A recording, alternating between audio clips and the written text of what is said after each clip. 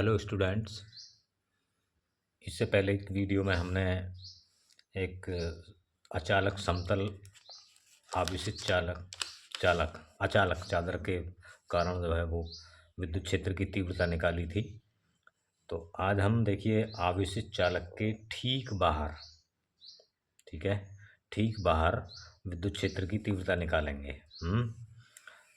तो मान लीजिए अनंत विस्तार की कोई परिमित मोटाई की एक धनावेशित समतल चालक प्लेट है।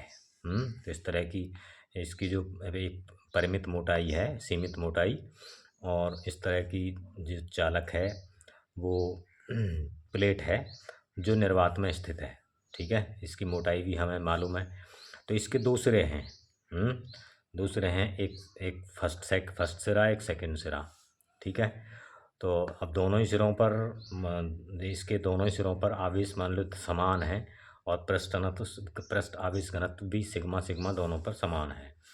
तो इसके कारण हमें किसी बिंदु P पर, यहाँ पर बाहर, ठीक बाहर, तो हमें जो है क्या है, विद्युत क्षेत्र की तीव्रता निकालनी है। तो प्लेट के अंदर, तो चूँकि प्लेट के अंदर आवेश शून्य है, इसके पृष्ठों पर वितरित है, तो इसलिए इसके विद्युत क्षेत्र शून्य होगा। ठीक है, तो प्लेट को दो समतल चादर फर्स्ट व सेकंड से बनी हुई मान सकते हैं, निर्मित मान सकते हैं। ठीक है, तो देखिए मान लीजिए ये एक सिरे पर का अपृष्ठ आवेश घनत्व सिग्मा, दूसरे का भी सिग्मा है, समान रूप से वितरित है दोनों सिरों पर, और पी बिंदु पर निकालनी है। तो दोनों चादर हैं। तो देखिए जब जब प्लस आवेश होता है तो विद्युत क्षेत्र जो है बाहर की ओर होता है। और जब ऋणावेश होता है, ऋणावेशित होती है, तो जो विद्युत क्षेत्र होता है अंदर की ओर होता है। ये हम बहुत पहले बता चुके हैं। तो अब देखिए इसी से निकालेंगे हम। तो क्या है, देखिए, तो अतः बिंदु P पर बाहर, बिंदु P पर चादर फर्स्ट के कारण विद्युत क्षेत्र। तो देखिए जैसे मैंने दिखाया है, ये बिंदु P पर, इस बिंदु पर इस चादर के कारण विद्युत क्षेत्र, और फिर इसके कारण विद्युत क्षेत्र निकालेंगे, दोनों का परिणामी निकाल देंगे और निकल आएगा। तो देखिए याद तो देखते रहिए। तो अब आगे तो क्या होगा, तो हमने इससे पहले मैं समतल चादर के कारण निकाला था E1 = सिग्मा 2ε0। तो ये है चादर से दूर की ओर। समीकरण 1 मान लिया इसको। और बिंदु P पर दूसरी चादर के कारण विद्युत क्षेत्र, वो भी बाहर की दिशा में ही होगा, वो भी E2 = सिग्मा/2ε0।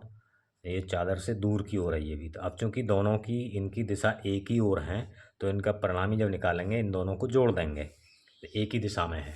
ठीक है, तो अतः बिंदु P पर परिणामी विद्युत क्षेत्र, P पर परिणामी विद्युत क्षेत्र क्या होगा, E = E1 + E2। ठीक है, तो ये होगा सिग्मा/2ε0 प्लस सिग्मा/2ε0। तो ये दोनों जुड़ जाए, इनका एलसीएम आ जाएगा 2 सिग्मा/ε0, 2 और ऊपर 2 सिग्मा आ जाएगा, 2 से 2 कट जाएंगे, तो ये हो जाएगा आपका। तो E बराबर हो जाएगा 2 वो सिग्मा/ε0। तो ये निकल के आता है एक परिमित मोटाई की धनावेशित समतल चालक प्लेट के कारण ठीक बाहर जो विद्युत क्षेत्र है, क्योंकि अंदर तो है नहीं।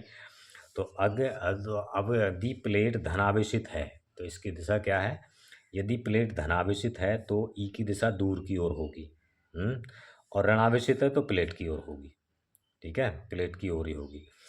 और अब चूंकि ई का मान जो है, ई का मान आर पर निर्भर नहीं करता है, तो यानी कि प्लेट से जो उस बिंदु की दूरी है, पी की दूरी आर पर निर्भर, आर है ही नहीं इसमें, तो आर पर निर्भर नहीं करता है। तो अतः आवेशित चादर के समीप सभी बिंदुओं पर विद्युत क्षेत्र समान होगा। इसके समीप जो है एक ही दूरी पर स्थित सभी बिंदुओं पर इसमें जो है विद्युत क्षेत्र बिल्कुल समान होगा।